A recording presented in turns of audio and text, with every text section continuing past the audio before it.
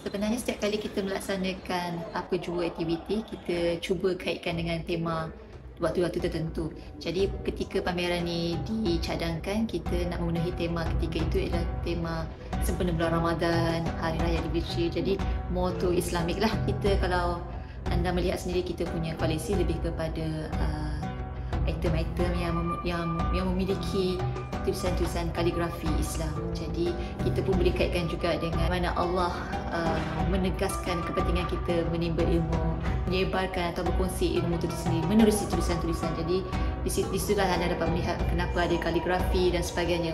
Ada kisah di sebaliknya mengapa para khatat atau pelukis-pelukis khatat ni memilih certain surah atau tulisan. Jadi boleh rumuskan bahawa semuanya memberi impak. Sememangnya penting untuk kita ketahui